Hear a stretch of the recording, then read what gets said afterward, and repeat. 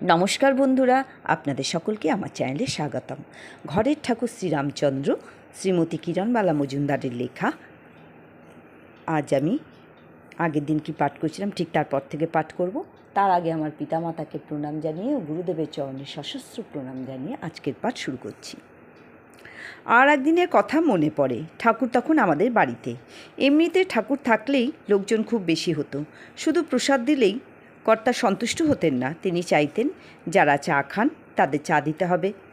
প্রত্যহ দুবেলায় অনেক কাপ চা তৈরি করতে হতো। ঠাকুরের ভোগ রান্না বেলা 11টার মধ্যে, তারপর বাড়ির সকলের রান্না সমস্তই একা হাতে করতে হতো। এরপর বারবার চা তৈরি করার হুকুম। তারপর হয়তো রান্না বান্না প্রস্তুত হয়ে গেছে, এমন সময় আরও দুজনের খাবার জোগাড় করার হুকুম এলো। অনেক সময় এই পরিমাণ রান্নাঘরের কাজ করতে বিরক্তি লাগতো। দুপুরে কি রাত্রিরে সব সেরে ঠাকুরের কাজটিতে গিয়ে বসছি। ঠাকুর বললেন, মা, লোকজন আসলে বিরক্ত বোধ করতে নাই, সেবা কইরেন। ঠাকুরকে বললাম, বাবা, আপনার সেবা করতে পারি না। উত্তরে ঠাকুর বললেন, লোকের সেবা হইলেই আমার সেবা হয়। যা করলে যা করতে আছেন তাই করেন। সেবা হইলেই ভগবান সন্তুষ্ট হন। তিনি কোনো সেবা যত্নের প্রতীক্ষা করেন না। কর্তব্য কর্মে ফাঁকি দিয়ে কেউ ঠাকুরের জন্য কোনো কাজ করুক এ তিনি চাইতেন না, বরং তাতে অসন্তুষ্ট হতেন। এবং তা সত্ত্বেও কেউ এরকম করলে ঠাকুর তার বাড়ি ছেড়ে অন্য কোথাও চলে যেতেন। সংসারের কর্তব্য সুষ্ঠুভাবে পালন করাই ঠাকুরের শ্রেষ্ঠ সেবা। তার কাছে উপস্থিত না হয়ে মনে মনে তাকে স্মরণ করলেও তার সেবা হয়, এমন কথাও তিনি বলেছেন। সহ্য করে সংসার ধর্ম পালন করা শ্রেষ্ঠ ধর্ম, এই কথাই তিনি নানাভাবে বুঝতে চেয়েছেন। ডাক্তার দাশগুপ্তর বাড়িতে রাসের উৎসব। সন্ধ্যের পর বাড়ির সকলেই সেখানে চলে গেল। বাড়িতে ঠাকুর একা বিছানার উপর বসে আছেন। ভোগের সব জিনিস জোগাড় করে ঘর মুছছি। ঠাকুর জিজ্ঞাসা করলেন, মা, আপনি ডাক্তারবাবুর বাড়িতে গেলেন না? একটু আবদারের সুরেই বললাম, বাবা, আপনার ছেলে কোথাও নিয়ে যায় না। কত তীর্থস্থান বেরিয়ে এসেছেন, আমায় কোথাও নিয়ে যায়নি। ঠাকুর সান্ত্বনার সুরে বললেন, না গেলে সত্যের আশ্রয় পাইছেন। সত্য নিয়াই পইরা থাকেন। সত্য চিরদিনই সত্য। সত্য কোনো দিন মিথ্যা হয় না, এইয়াই তো জানেন। ঘুইরা ঘুইরা 12, ঘরে বৈশা 13। সেই সত্য আপনার ঘরে সর্বদাই আছে। মন দিয়া সেবা করেন। সত্যের কাছে কোনো দিনও কিছু চাইতে হয় না। সত্য কোনো দিন অভাবও রাখে না। আবদারের সুরে যে কথা বলেছিলাম, মনের আসল কথাটিও তাই ছিল। তীর্থস্থানে বেড়ানোর ইচ্ছাটা খুবই ছিল। আসলে তীর্থ বেড়ানোর মানে তো শুধু ভক্তি নয়, নানা জায়গায় বেড়ানোর আনন্দ। বহু তীর্থ বেরিয়ে যে প্রাণ তৃপ্ত হয় না, প্রাণের শান্তি যে অন্তরেরই থাকে, এ কথাই ঠাকুর বুঝালেন।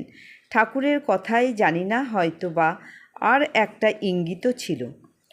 বাড়িতেই সকলের শান্তি পাওয়া উচিত, বিশেষ করে যে স্ত্রী লোকের ওপর ঘর সংসার রক্ষা করার ভার, তার বেড়াই বাতিক সুস্থ প্রবৃত্তি নয়।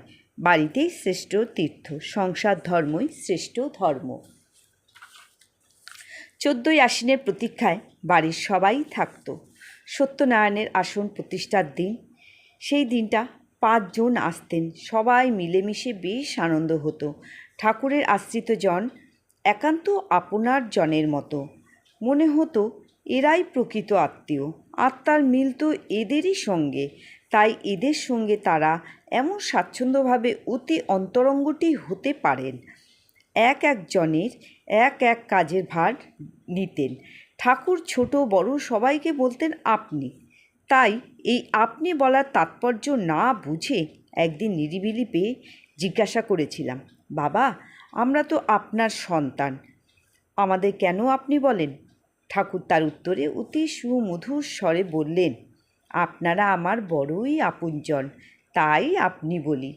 আপনজন রে আপনি বলতে হয়। আপন মানে যে সব সময় নিকটে থাকে, আত্মার সঙ্গে ঘনিষ্ঠ বন্ধু। দুই আত্মার মিলন হইয়া যায়। তার কথা শুনে কয়েকটি ঘটনা মনে হলো। অনেক সময় দেখা গেছে তার আশ্রিত কেউ এলে নমস্কার করল। তিনি তক্তপোষের উপর বসে আছেন।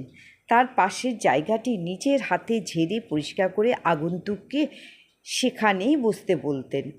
সে ইতস্তত করছে দেখে ঠাকুর নিজেই বলতেন যে বাপ ছেলে বা বন্ধুতে তো এক জায়গায় বসে। তার গুরু এসে তার সঙ্গে পাশাপাশি এক জায়গায় এক কম্বলের তলায় শুয়ে থাকেন, এ কথাও একসময় তিনি নিজেই বলেছিলেন। গুরু শিষ্য এমন অন্তরঙ্গ সম্বন্ধ কদাচিৎ দেখা যায়। যাই হোক, সত্যনারায়ণের আসনে প্রতিষ্ঠার দিন 14ই আশ্বিন। তো বন্ধুরা, আমি আপনাদের কাছে আবারও বলছি, আজ হচ্ছে 13ই আশ্বিন, আগামীকাল 14ই আশ্বিন। যাদের ইচ্ছা হবে একটু সত্যনারায়ণের চিনি দেবেন সামর্থ্য হলে, আর যারা সময় পান না তারা মনে মনে আমাদের এই সত্যনারায়ণকে বা গুরুদেবের নাম স্মরণ করবেন, তবেই অনেক উপকার হবে আশা করি।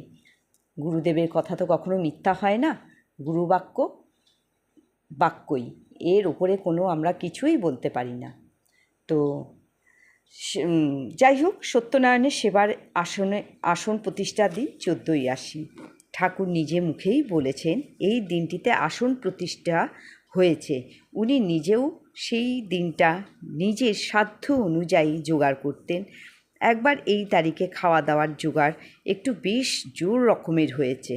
ভাত, পোলাও, খিচুড়ি, যার যেরকম রুচি, রান্না তরিতরকারিও অনেক রকমের। ঠাকুর তখন কলকাতায় আছেন অন্য কার বাড়িতে। অন্যান্য বছরের তুলনায় সেবারের জোগাড় একটু বেশি হয়েছে। নিমন্ত্রণও করা হয়েছে অনেককে। এবার সত্যিই উৎসব হবে। এত রকম উপাচার দিয়ে এত সুষ্ঠুভাবে উৎসব এ আর কোথায় হয়। মনের ভেতর এই গর্বটা বেশ চাড়া দিয়ে উঠেছে। তো বন্ধুরা, আজকে আমি আর পাঠকে এগিয়ে নিয়ে যাব না।